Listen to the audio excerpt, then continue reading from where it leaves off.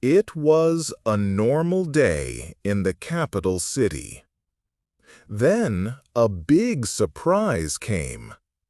The leader of the United States made a sudden announcement. He said that a new tax would start very soon. This new tax, called a tariff, would be 50% on all copper brought into the country. This was a very high tax, meaning half the value of the copper would be added as an extra cost for imports. The news quickly reached everywhere. Around the world, people who buy and sell money and goods were shocked.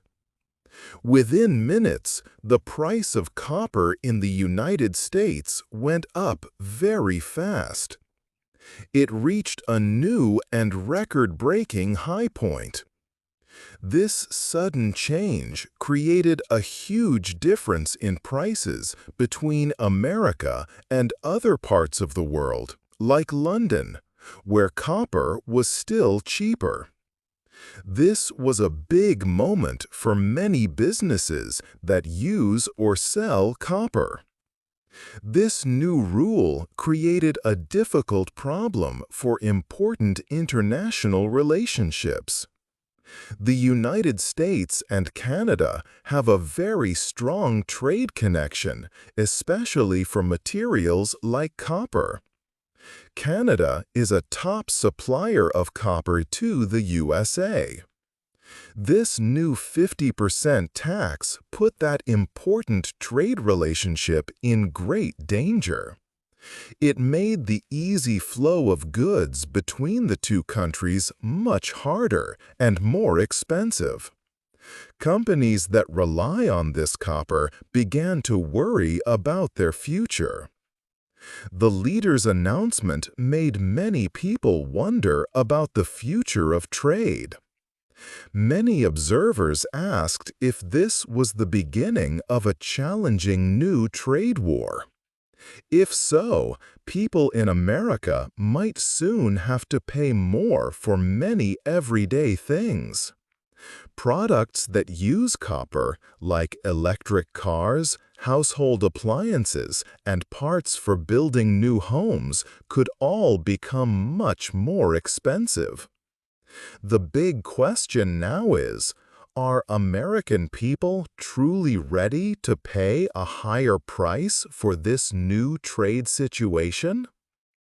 2. A new rule for copper. The White House made a formal and clear announcement regarding the new copper tax. On July 10th, it officially declared that a 50% tariff would be put on every pound of copper imported into the country. The government explained that this significant decision was essential for national security. They stated it was a vital measure to safeguard the nation's important industries and overall well-being. This new and impactful rule for copper was not going to be delayed. It was firmly set to begin on August 1st. This date gave other nations that supply copper, such as Canada and countries in Europe and Asia, a very limited amount of time. They were given only 3 weeks from the day of the announcement to hold talks and try to reach special deals. If no agreements were made by August 1st, the 50% tax would automatically come into effect. This tight deadline put immense pressure on countries worldwide. Experts who study international trade carefully observed this situation. They noted that this particular approach was a well-known strategy, often used by the current U.S. administration. The core idea behind it was to first create strong and immediate pressure. This involved making a big, surprising change or a sudden policy announcement. After this pressure had been fully felt and understood by other nations, the government would then be open to negotiation and discussion. This strategy aimed to make other countries feel more inclined to agree to terms that were favorable to the United States. This new 50% tariff on copper also fit into a bigger picture of U.S. trade policy.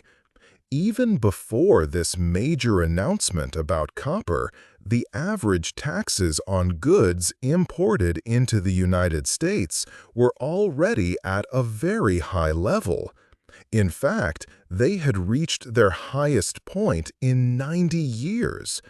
This meant that the country had not seen such high overall import taxes since the 1930s, a long time ago. The additional 50% tax on copper would cause these total import taxes to rise even more. This could push them to a level unseen in nearly a century. Many people wondered what this would mean for the cost of everyday products and for businesses that rely on copper. The world waited with concern to see the full effects of this new, strong rule. 3. The price goes up.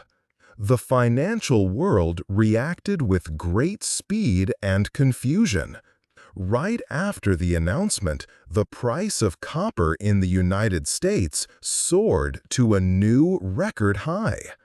In New York, copper futures, which are agreements to buy copper at a future date, immediately jumped. They reached $5.95 per pound, a price never seen before.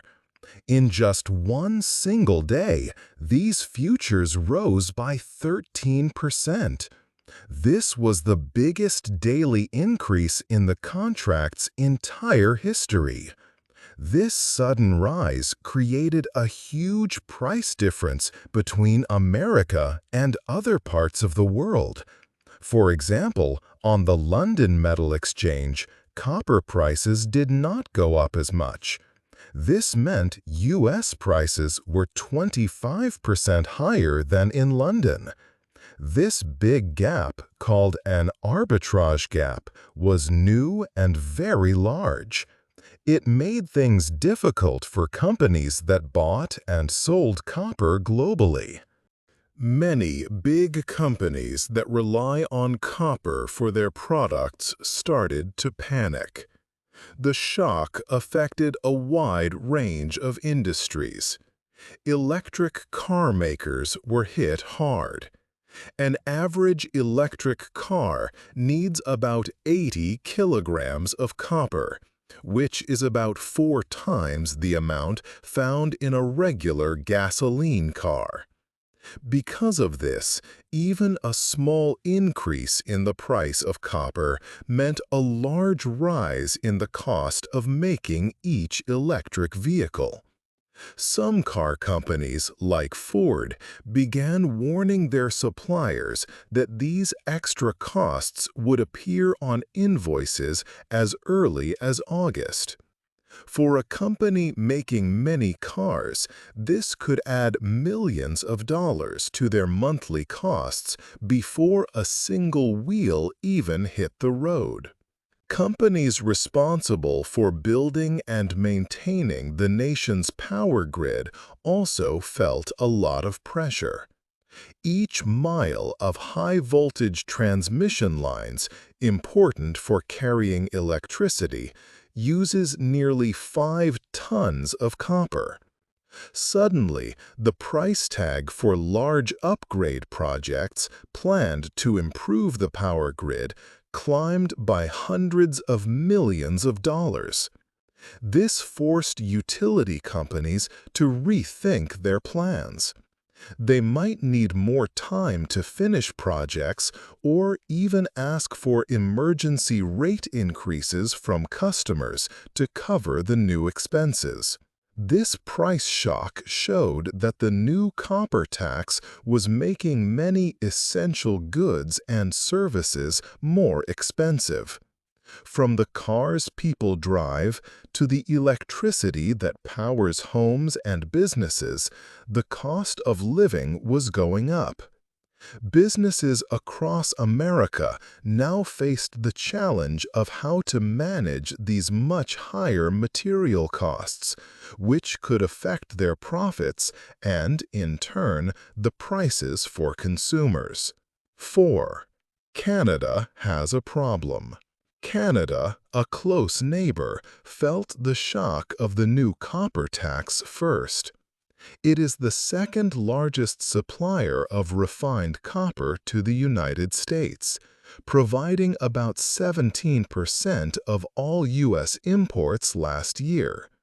This trade is very important for Canada, worth over $9 billion. The Canadian Prime Minister, Mark Carney, quickly spoke about the problem. He promised to use all legal and diplomatic tools to protect Canadian businesses and workers. He hinted that Canada might take the U.S. to court or put its own taxes on U.S. goods in return. Canada found itself in a very hard place. Only recently, on June 30th, Canada had tried to make peace with the U.S. on a different trade matter. Prime Minister Mark Carney had removed a 3% tax on digital services. This was a last-minute effort to restart important trade talks before a set deadline. The U.S. accepted this, but then on July 8th, the 50% copper tax was announced. This was a difficult surprise for Canada, as they faced a much bigger problem just days after trying to solve another. The new copper tax affects a very complex system. Much of Canada's copper starts its journey far away. For example, British Columbia sends more than half of its mined copper to factories in China, Japan, and South Korea. From there, the refined copper often travels back to factories in the United States. By taxing copper that first goes through Asia, the new rule makes every part of the North American supply chain difficult. It forces Canada to make a hard choice. Either pay the high cost of the new tax or find completely new ways to sell its copper that do not involve U.S. buyers at all.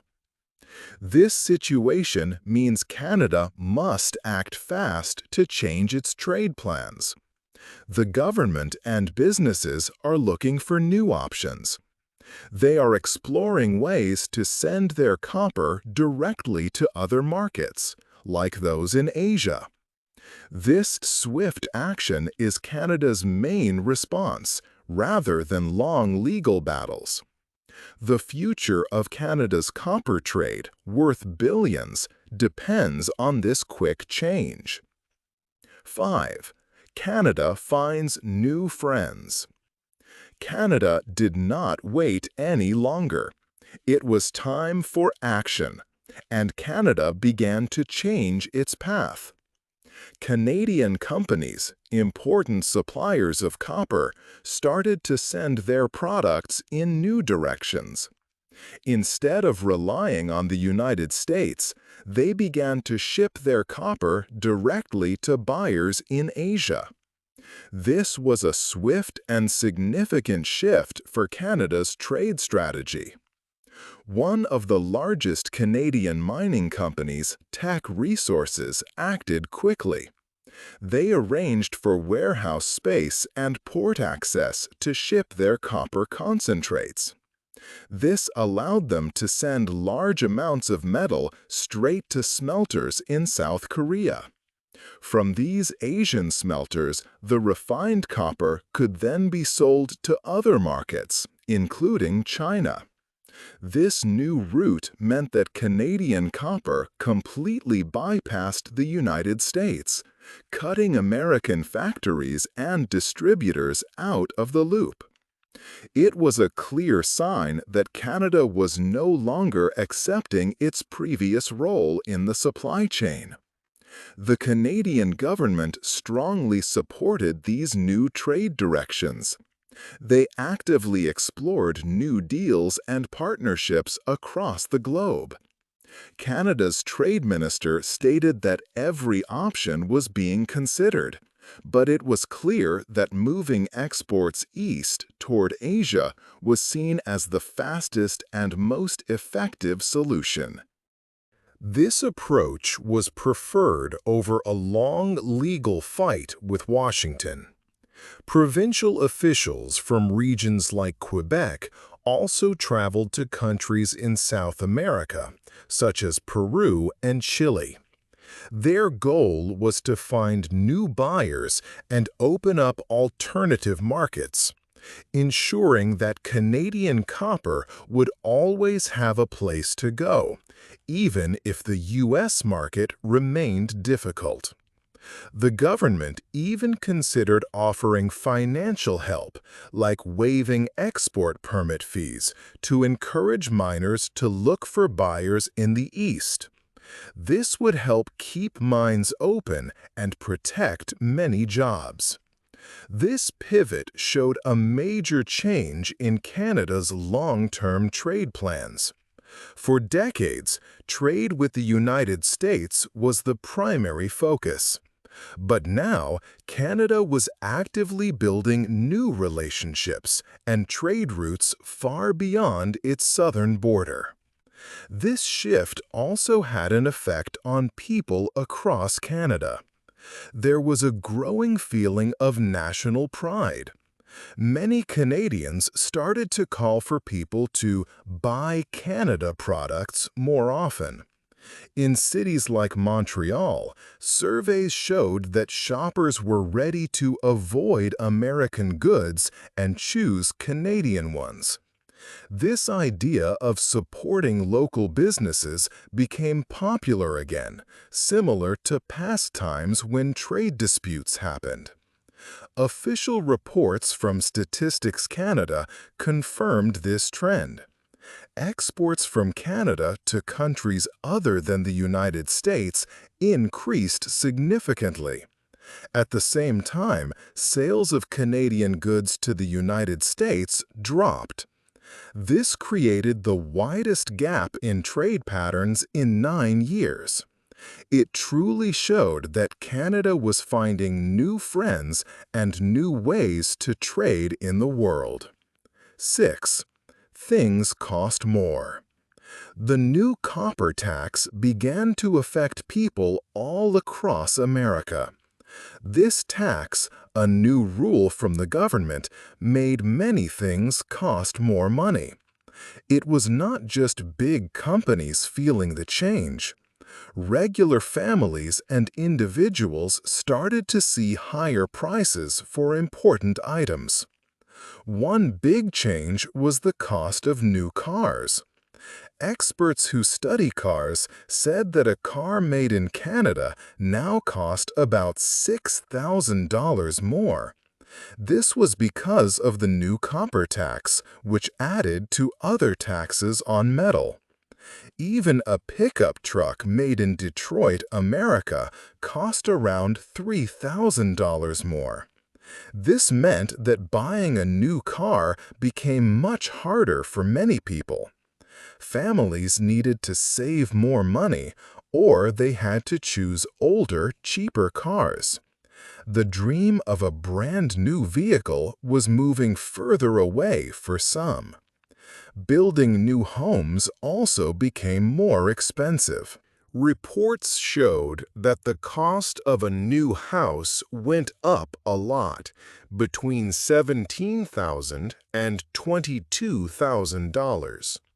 This was due to the tariffs on metals like copper and on lumber, which is wood used for building.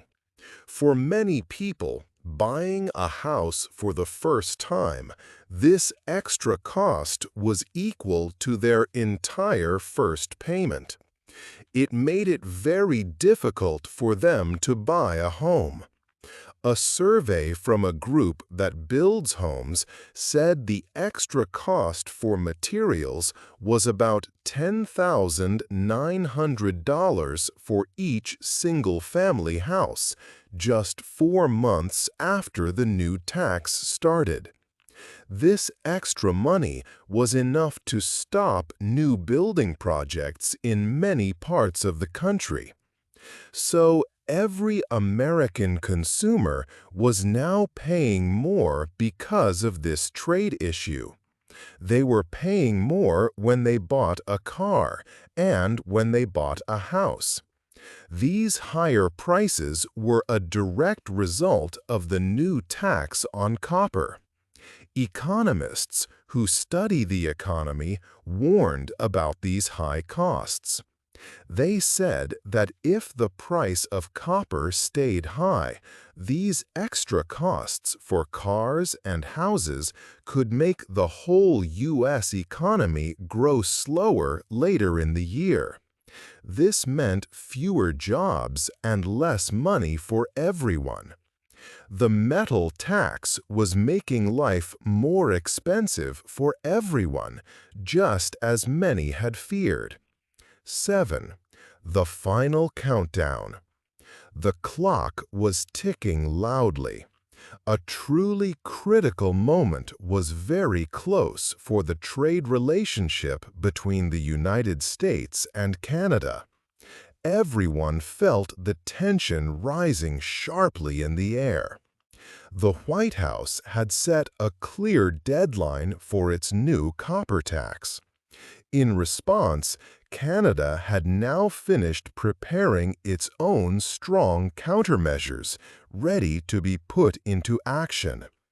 Prime Minister Mark Carney's government had carefully created a long list of new taxes.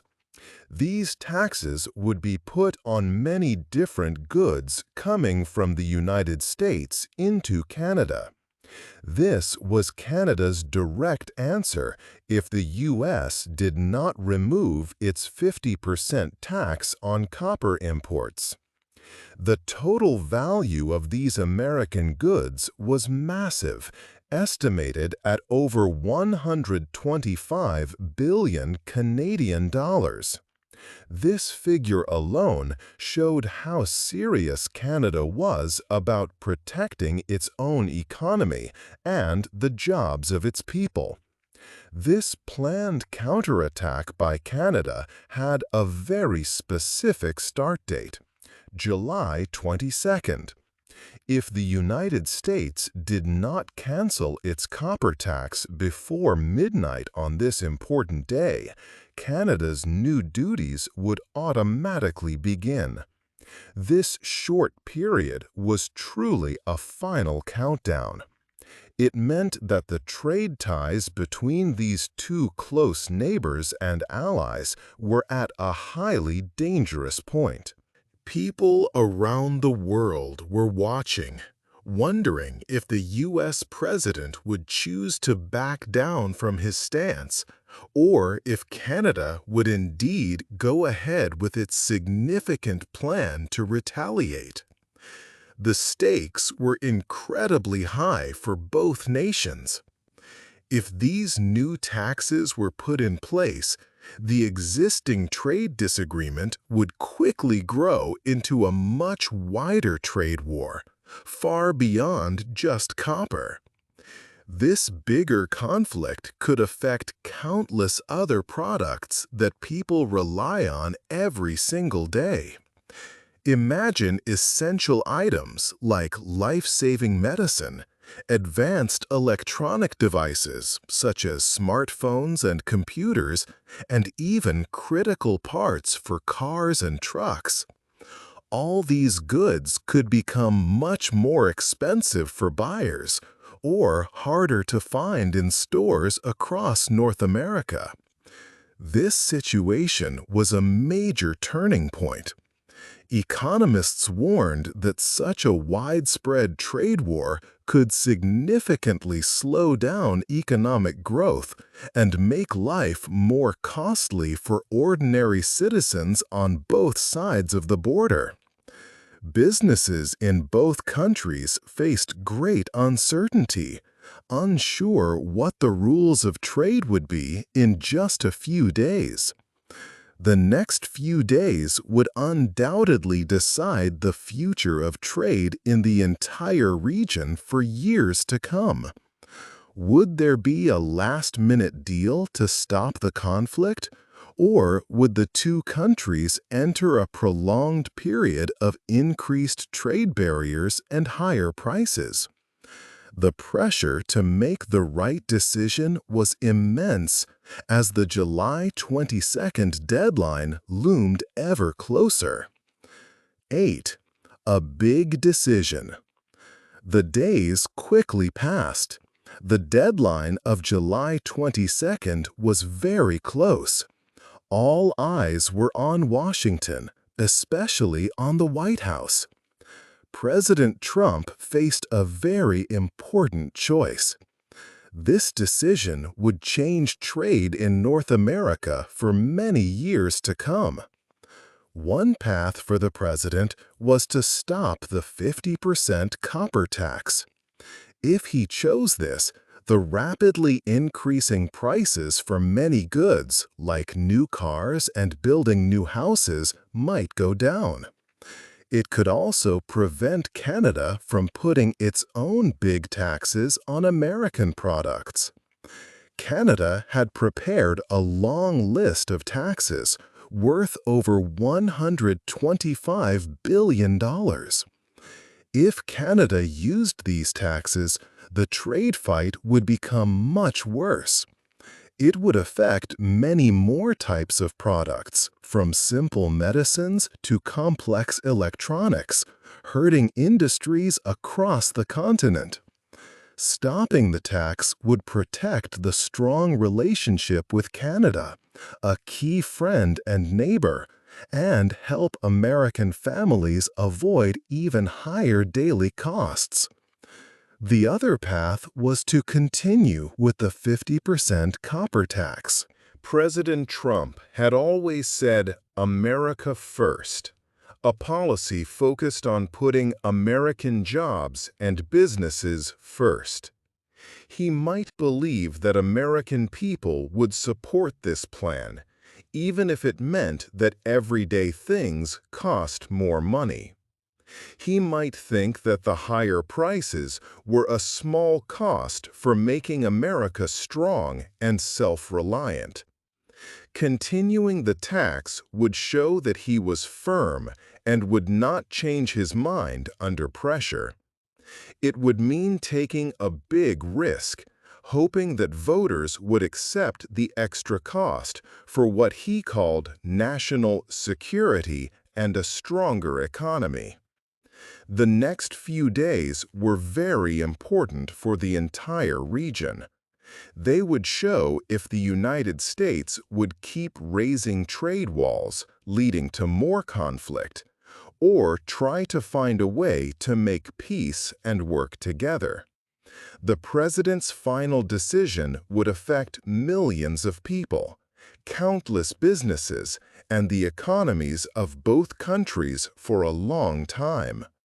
Will President Trump cancel the copper tariff to avoid a much bigger trade war and even higher prices for American consumers?